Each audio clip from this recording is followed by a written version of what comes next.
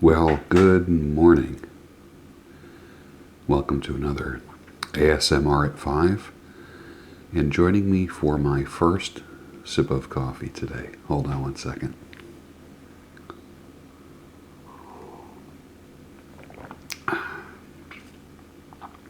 Perfect. Perfect. This morning was a percolator. Man, I love my morning coffee. There's nothing like the first sip of coffee in the morning. The anticipation. I know I plug the percolator in and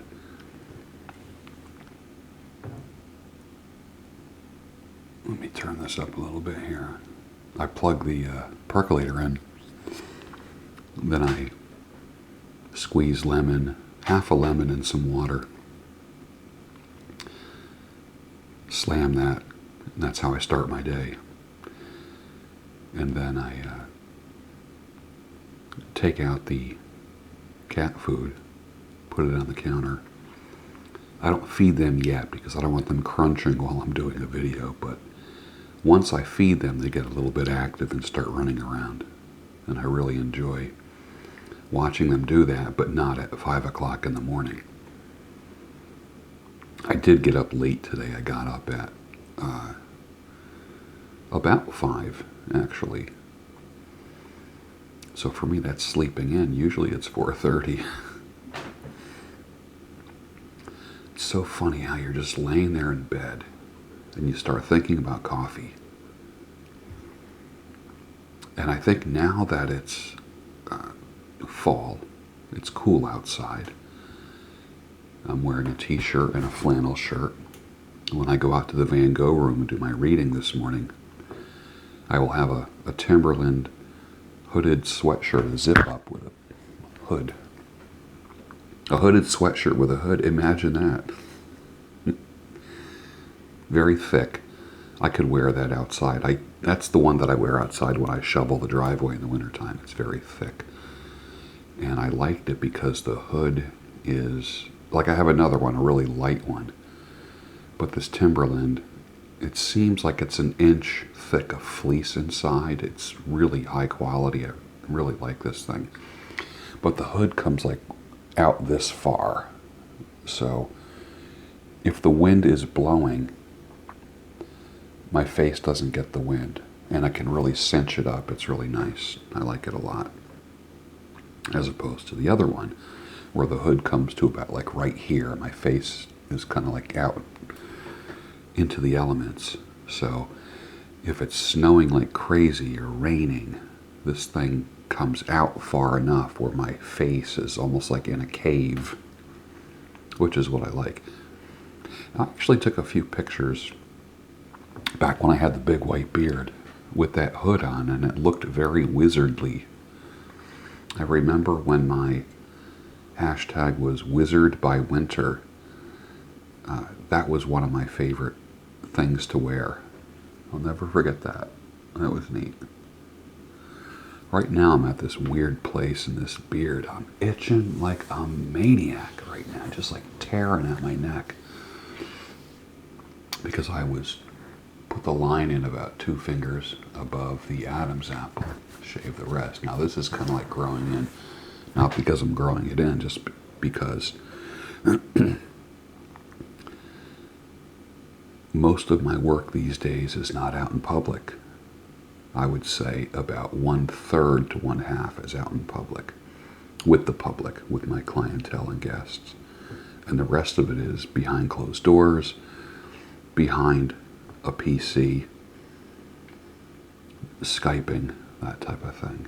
So many times, if I'm not going out in public as far as doing any presenting or teaching or anything like that, I just let this rip.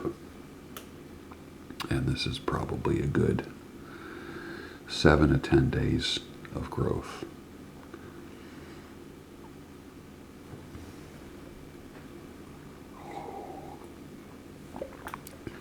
One of the things that I noticed, here I am closer to 60 than 50. I've had wrinkles on my face and lines, which when I look at my relatives, I see that they are more genetic. I think it's the micro wrinkles and the real fine lines that are the result of sun and bad skin care, UV damage, that type of thing. But I handle the sun really well. It seems like my family is not a sunburn family, so we don't burn easily, and I could just use olive oil as a slight sunscreen. A lot of oils do have a high SPF quality. Did you know this, that red raspberry seed oil has like a 50 SPF? Something like that. Very, very high. It's an expensive oil, but it's natural. You're not baking chemicals into your skin. Toxic chemicals, that is, I should say. As my chemistry friends would tell me very patiently, that everything is a chemical. And it's true. It's true. But I think for the common man, I think when I say chemicals, most people know what I'm talking about. But one of the things I noticed after having a huge beard for a couple years, and for those of you that have the big beards and have taken them off and you're closer to 60 than 50 or older, you'll notice that after a couple years or more of just like stroking your beard, and I would just like, almost like just when it was down here, I would always just be like tugging at the beard. Not hard, just kind of like stroking and just tugging a little bit. And of course, feeling the weight of the beard.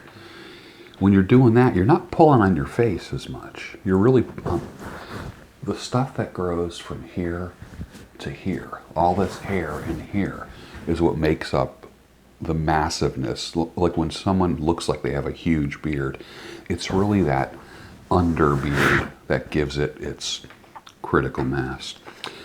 And I found myself just kind of like just grabbing it and just kind of like just pulling on the beard. And I find after doing that for 2 years, when I took the beard off, I could see where the skin on my neck, above, below, and on the side of the Adam's apple, is like loose. And I know a lot of this comes with age. And women talk about this a lot, because when they put moisturizer on their face, they always put it on their neck and top of their chest as well. Men don't have that same kind of issue with the thinning and the creping of the skin in this area here. But I noticed that after 2 years of just brushing and pulling, this skin is much looser. And I never expected that. I look in the mirror and I go, holy crap. It's not turkey neck, but this is not well, plus the fact I did lose a little bit of weight, so you do kind of get a little bit of a looser skin. But just like almost not wrinkly, but it's not as resilient. Like when you move your skin, it bounces back, you push in, it kind of comes back out. This right here, I kind of like move it to the right and it stays to the right. And I've never experienced that before. So I think if I ever grow a huge beard ever again, I'm not going to be yanking on the beard like I did, because it was like almost a phenomenon in my life. The big beard was, and I loved it. It was fun. But the after thing, it's kind of interesting how it did that. So just a little like you observe things about yourself that you've never seen before. Changes in hair and skin and how you look and posture and things like that.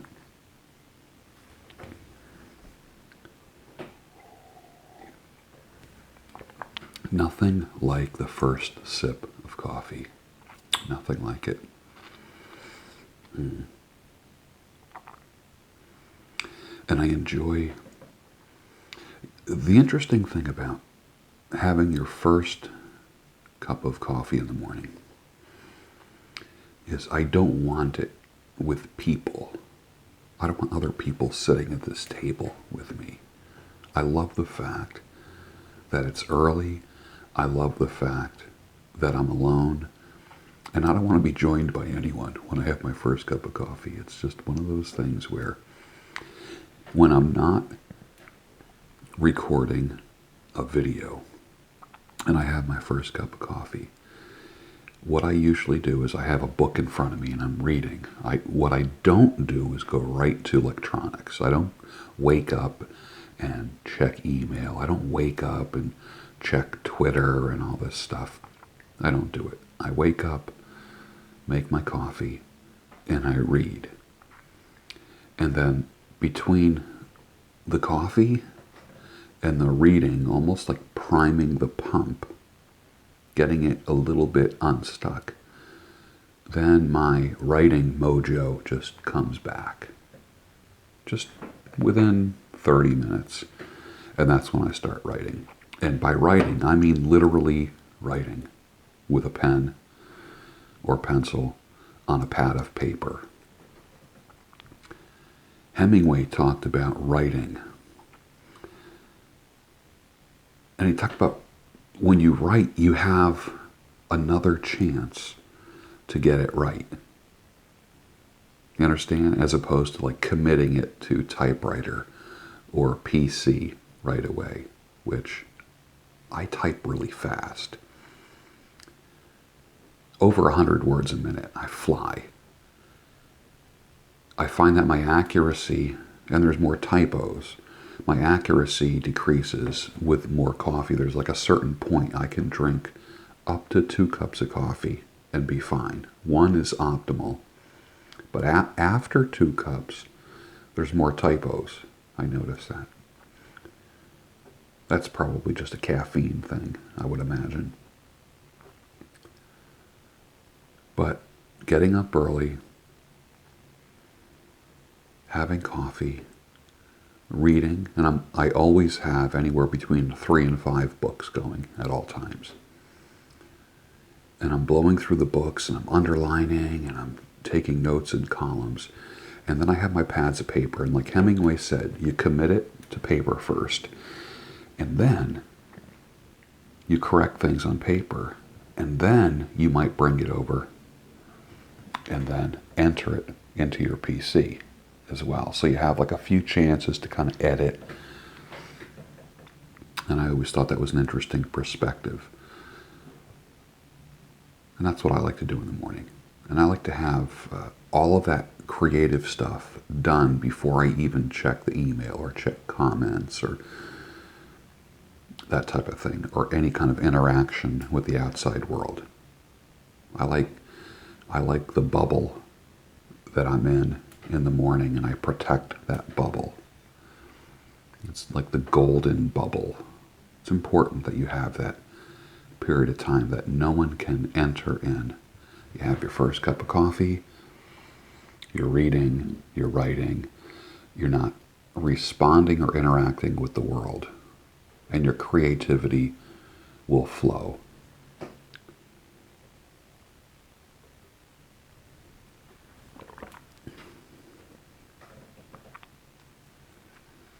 Well, that's it. Thanks for joining me for my first cup. I'm about to start a new book and do some editing.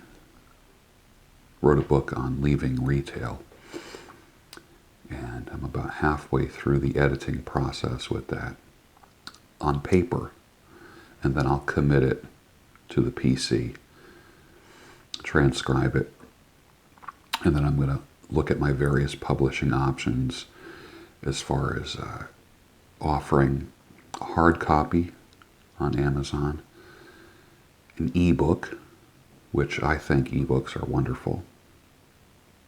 Read it from your phone, from your tablet, from your PC.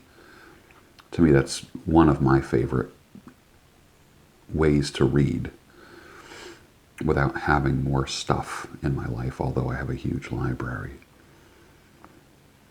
And even this time around, this will be the first audiobook that I've done for myself. So I want to be able to have 3 different ways of getting the information out there. And being that I've done a ton of voiceover work in my professional career, I feel that it'll be appropriate for me to narrate my latest book. And I think that's what I'm going to do in the future, is do three different things, and also video as well. So it'll be hard copy, ebook, audio book, and then probably what I would call like teaser snippets on video. Maybe even start a YouTube channel just for the information alone. That's a possibility as well. Well, get yourself motivated. For me, it's Saturday morning, which means I have a lot of freedom a little bit more freedom today. I'm going to look at a salon today to do my hair cutting in as an independent contractor. And we'll see how that works out. And I'll see if it's going to be a good fit. So until I see you again, wherever that might be, whether it be on the web or in person, just have a great day. Cheers. Drink some coffee. And I'll see you soon. Thanks.